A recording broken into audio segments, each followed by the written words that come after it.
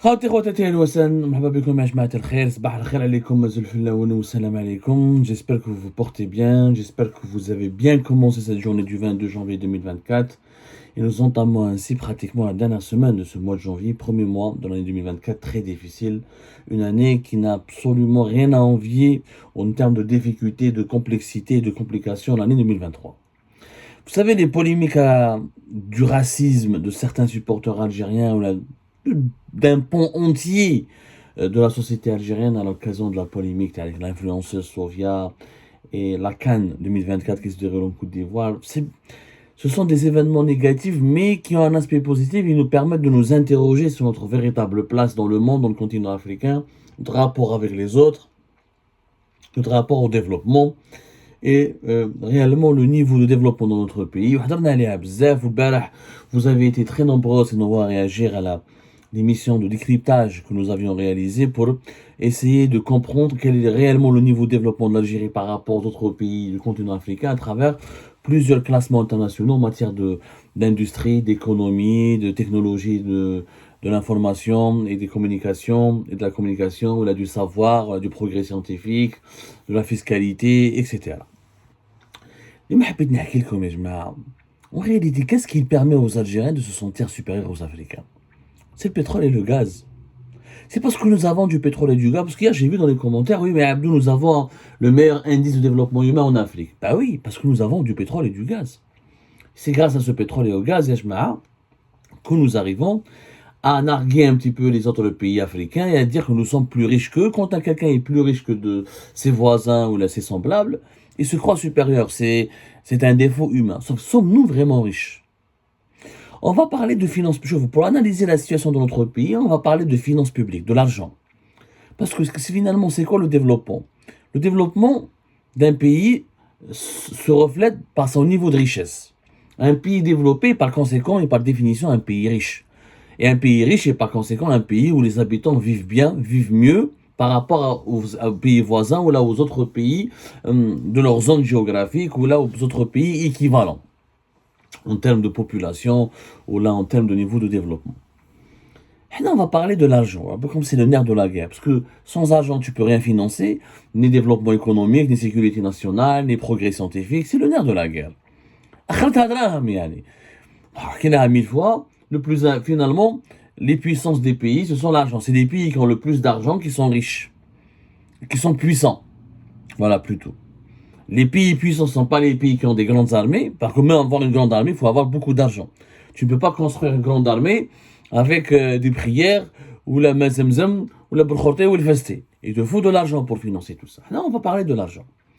Alors, je fous en 2024. En 2024, il y a Jma'a qui chauffe les recettes publiques, parce que normalement, l'Algérie est-elle, puisque certains, les racistes algériens, disent que nous sommes supérieurs aux pays africains, parce qu'ils ils partent du postulat qu'ils sont supérieurs aux pays africains, parce qu'ils sont plus riches que les pays africains, donc on serait plus développés que les autres pays africains, parce qu'on serait plus riches. Alors, quand on part, chauffe l'argent public, les finances publiques en Algérie. En 2024, par exemple, les recettes vont stagner, vont même pas stagner, vont diminuer. Les recettes fiscales, parce que l'État, pour financer le développement d'un pays, il a besoin d'argent. L'argent que l'État gagne, on appelle ça les recettes fiscales. C'est-à-dire l'argent qu'il gagne et qui rentre dans les caisses du trésor public à travers essentiellement les impôts. Les recettes fiscales en Algérie, en 2024, elles vont diminuer de 0,8%. C'est fou le mensonge. Les autorités algériennes, dans la loi de finances 2024, ils disent que nous allons avoir une croissance économique de plus de 4%. La Banque mondiale, elle dit qu'elle sera entre 2,5 et 3%. Même le FMI, la Banque mondiale. Aucun organisme sincère, aucun organisme économique ou la financier sérieux et rigoureux n'a validé les chiffres du régime algérien concernant la croissance de 4% et quelques. Bon, comment tu peux faire une croissance économique de 4% alors que les recettes fiscales TAC vont baisser de 0,8%? Logiquement, quand il y a une croissance économique, il y a plus d'argent. Et donc l'État va gagner plus de recettes fiscales parce que les entreprises ont beaucoup travaillé, on va produire beaucoup de biens et de services, on va beaucoup exporter et vendre, il y aura beaucoup de transactions commerciales, donc l'État pourra prélever des taxes et des impôts et normalement les recettes fiscales vont augmenter. Le régime algérien dit que nous avons nous allons avoir une croissance économique de 4%, mais des recettes fiscales en baisse de 0,8%. Cherchez l'erreur. Cela signifie clairement que la croissance de 4%, elle est complètement fausse. Que nous aurons à peine une croissance de 2% et qui n'est pas suffisante parce qu'elle ne sera pas porteuse d'une augmentation conséquente des recettes fiscales. Pour avoir une augmentation des recettes fiscales, l'argent qui est nécessaire pour que l'État algérien se finance et finance le développement du pays, là, ça mène réellement une croissance économique au-delà de 5-6%. Je signale que dans beaucoup de pays en Afrique, ils ont des croissances économiques de plus de 5-6%, comme le cas de la Côte d'Ivoire, entre 6 et 7%, par exemple. Mais les recettes fiscales, d'où est-ce que nous avons notre argent? Nous avons notre argent essentiellement grâce à la fiscalité pétrolière. La fiscalité pétrolière va rapporter à l'État algérien en 2024 plus de 26 milliards de dollars. Elle représente 39% de toutes les recettes fiscales de l'État algérien. Les recettes fiscales de l'État algérien seront en 2024 9 000 milliards de dinars. Et ça sera l'équivalent de 67,4 milliards de dollars. Les 67,4 milliards de dollars, 26 et quelques seront, ça sera la fiscalité pétrolière. Le reste, 41 milliards de dollars, ça sera la fiscalité ordinaire. Je mets la fiscalité pétrolière et la fiscalité ordinaire. Parce que les Algériens et les Algériens ne comprennent pas comment leur pays fonctionne. Ils vivent dans les fantasmes.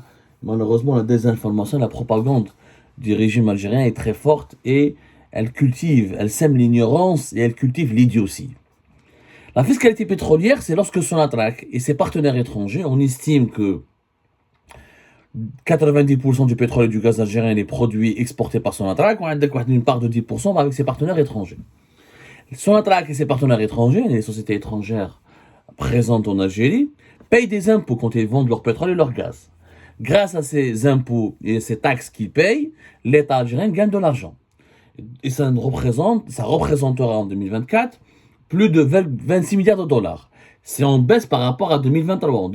Entre 2023 et 2024, le montant des recettes fiscales provenant de l'exploitation et des exportations du pétrole et du gaz vont baisser de 8,9%. Il y a une baisse de presque 9% de la fiscalité pétrolière en 2024 par rapport à 2023. Et la fiscalité ordinaire, c'est quoi?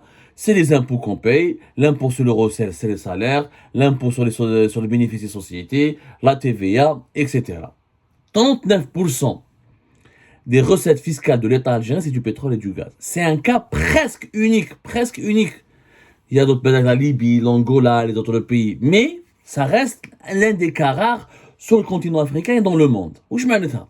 Maintenant, comme on a le pétrole ou le gaz, on va perdre 39%, l'État algérien va perdre 39% de ses recettes fiscales. Si on enlève 30... Imaginons, je rappelle que le pétrole et le gaz en Algérie, ce n'est pas une industrie. C'est-à-dire les exportations de gaz et de pétrole, on les fait en brut. On ne prend pas notre pétrole et notre gaz et on ne les transforme pas en produits industriels à forte valeur ajoutée qui auraient pu nous ramener beaucoup plus d'argent. Je rappelle que les exportations de l'Algérie au niveau des hydrocarbures, c'est 41% du gaz naturel qui part vers gazoduc, les deux gazoducs que nous avons, Medgaz et Enrico Mattei, puisque le troisième gazoduc on l'a fermé en octobre 2021 avec le gazoduc Maghreb-Europe. On a 30% pétrole brut, pétrole brut dans des barils ou exportés, ou 15,4%, c'est des carburants. C'est la seule transformation, mais qui n'a pas beaucoup de valeur ajoutée parce que la carburant, c'est du raffinage. Donc ce n'est pas un processus industriel développé. Nous exportons nos richesses du sous-sol sans aucune transformation industrielle. Donc nous n'avons pas de mérite. C'est-à-dire que Rabbi Subhanahu, Dieu, la puissance divine, la nature, nous a dotés de pétrole et de gaz. Nous, on fait juste que pomper ce pétrole et ce gaz et on l'exporte. On a 15%, on fait un peu de raffinage, un peu de transformation. Sinon, on n'a ni industrie, ni développement, on ne fait pas de la recherche, ni de la transformation, ni de la création de la valeur ajoutée. Parce qu'on ne transforme pas un produit que la nature nous a donné en un produit industriel, fini. Juste, on pompe et on exporte. Donc on n'a aucun mérite. C'est-à-dire que si les Ivoiriens avaient notre pétrole et notre gaz, ils auraient pu être aussi riches que nous. Si en Érythrée ou la Zambie, ou la Mauritanie, n'importe quel pays africain, si on lui donne le pétrole et le gaz algérien, ils auraient pu être aussi riches, si ce n'est pas plus, que l'Algérie, puisqu'ils n'ont aucun travail à faire. Il s'agit juste de faire des sites de production pour pomper le gaz et le pétrole et l'acheminer via des gazoducs ou des oléoducs jusqu'à des terminaux pétroliers ou gaziers pour ensuite l'exporter vers l'étranger. Aucune industrie, aucune recherche, aucune transformation, aucun travail apporté. Les Algériens n'apportent rien au pétrole et au gaz qu'ils ont dans leur sous-sol. Ils ne le transforment pas. On produit, alors avec le pétrole et le gaz, on peut faire des industries pétrochimiques, on peut créer des filiales industrielles. À la belle comme les énergies fossiles sont à l'origine de 80%, si ce n'est pas plus, de tout ce que nous consommons comme produits industriels dans le monde. Voire plus. Tout se fait avec le pétrole et le gaz. Le pétrole et le gaz, on le trouve dans les industries pharmaceutiques, agroalimentaires, mécaniques, électroniques. On n'a rien de ces industries. Donc on exporte direct. Donc, 39% de nos recettes fiscales viennent du pétrole et du gaz. Ce n'est pas... Nous connaissons les 39%, les 26 milliards et quelques de dollars. Et bien je vous assure, imaginez, nous avons le pétrole ou le gaz. Quelle serait la différence entre nous et la Côte d'Ivoire? Quelle serait la différence entre nous et la Côte d'Ivoire? Quelle serait la différence entre nous et l'Égypte? Quelle serait la différence entre nous et la Zambie? Quelle serait la différence entre nous et le Zimbabwe? Ben, on aurait été aussi pauvres, si ce n'est pas plus pauvres, parce que nous sommes 47 millions d'habitants depuis fin 2023. On n'est pas un pays de 4-5 millions, ou là de 12, ou là de 15, ou là de 20 millions. On est un pays de 47 millions d'habitants maintenant. 2024, on sera 47 millions et quelques. On va atteindre les 48 millions à partir de fin 2024 et début 2025. Donc nous sommes un pays quand même peuplé. Sans l'argent du pétrole et du gaz, on aurait été des misérables. On n'aurait pas... Est-ce qu'on aurait rigolé sur la Côte d'Ivoire? Est-ce que les Algériens racistes auraient rigolé sur les autres pays de l'Afrique subsaharienne, sur leur misère et leur pauvreté, si on n'avait pas de pétrole et de gaz? Si on n'avait pas les fameuses 39% de recettes fiscales qui proviendraient du pétrole et du gaz. Mais pas du tout. Et pourquoi on n'est pas un pays normal? Parce que dans les autres pays du monde, notamment du continent africain, les premières recettes fiscales, ce n'est pas une richesse naturelle, c'est des impôts qui proviennent d'activités économiques. Par exemple, au Maroc, depuis 2021, la première source fiscale, c'est la TVA. 27%. La TVA, c'est quoi? C'est de la consommation.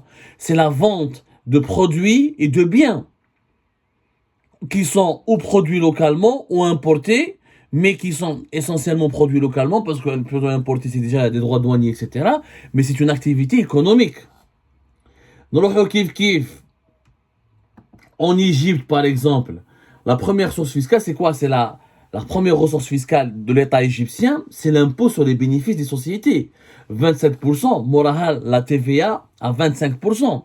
Ce sont donc l'impôt sur les bénéfices des sociétés. C'est quoi? C'est la production, c'est les impôts que paient les entreprises quand ils produisent des biens et des services et quand elles les revendent.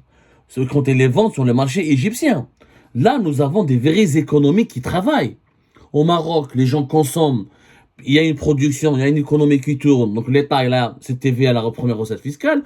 En Égypte, les sociétés travaillent et créent de la valeur ajoutée. Ils ont de véritables activités économiques. Et la première recette de l'État égyptien, c'est l'impôt sur les bénéfices des sociétés. Quand on rejoue la Côte d'Ivoire, quelle est la première recette fiscale C'est la TVA. C'est les impôts sur les biens et les services. Autre que la TVA. Il y a tout ce qui est bien sur la production des biens et des services et sur leur importation et sur commercialisation. Monaha, la TVA à 22%. Ces pays-là n'ont pas de richesse naturelle. Bon, l'Égypte, elle a un peu de pétrole, un peu de gaz. Le Maroc, il a du phosphate, mais il les transforme en engrais. Il n'exporte pas du phosphate à l'état brut. Il utilise beaucoup, il produit beaucoup d'engrais, de fertilisants. La Côte d'Ivoire, elle a du cacao, etc. Mais elle a diversifié son économie. Elle ne dépend plus uniquement que de son agriculture. Et on peut faire cet exemple sur plusieurs pays africains. ونشوفوا par exemple Nigeria, le premier impôt c'est un pays pétrolier. C'est un pays qui produit plus de pétrole que l'Algérie. Mais pourtant, l'État du Nigeria, qui dépense beaucoup moins d'argent que l'État de l'Algérie, l'État algérien, on en a déjà parlé sur la fameuse émission que nous avions réalisée sur le budget, les dépenses records de l'État algérien en 2024 qui dépasseront les 113 milliards de dollars. Et la première source fiscale de l'État du Nigeria, c'est l'impôt sur les bénéfices des sociétés. Même les sociétés étrangères qui vont au Nigeria et qui prennent le pétrole, etc., eh ben, ils payent beaucoup d'impôts et de taxes. Et c'est la première recette fiscale de l'État du Nigeria. Mais on peut aller très loin. L'Algérie est pratiquement le seul pays, ou l'un des rares pays, en tout cas africains, ou pratiquement à travers le monde, où les recettes fiscales dépendent essentiellement du pétrole et du gaz. Pourquoi? Parce qu'on ne travaille pas. Les autres secteurs ne travaillent pas. ما كاش لا حياة لمن تنادي عايشين ربي عطانا البترول والغاز on pompe ce gaz et ce pétrole ونبيعوه. L'Afrique du Sud par exemple, c'est l'impôt sur le revenu des personnes physiques. C'est la première recette fiscale de l'État sud-africain, 32%. Moraha la TVA. Partout pratiquement en Afrique, ce sont des activités économiques qui génèrent des revenus et l'impôt et les taxes sur ces revenus qui permettent aux États de se financer. Mais l'Algérie, c'est le pétrole et le gaz parce que nous n'avons pas les autres recettes fiscales n'ont aucun sens. D'ailleurs, le PIB algérien, 19, 20, 23, 25% c'est le pétrole et le gaz. Les autres recettes fiscales en dinars ne servent à rien parce que la fiscalité pétrolière nous ramène des devises. C'est grâce aux devises que nous avons à travers le pétrole et le gaz qu'on arrive à financer le pays, à acheter les armes, à acheter le blé, à acheter les médicaments, à acheter les vêtements pour nourrir, pour habiller les Algériennes et les Algériens, pour les protéger. Les autres recettes fiscales que nous avons sont en dinars. Le dinar n'est pas une monnaie convertible. Et encore une fois, qu'une de fiscalité pétrolière, la première source fiscale en Algérie, c'est l'IRG, c'est l'impôt sur le revenu global. Ce sont les salariés algériens. L'impôt sur le bénéfice des sociétés, la TVA, c'est encore très faible en Algérie. Donc, où je m'arrête en conclusion? Ce que nous ne sommes pas, on n'a pas à se sentir supérieur aux Africains. Les Africains travaillent plus que nous.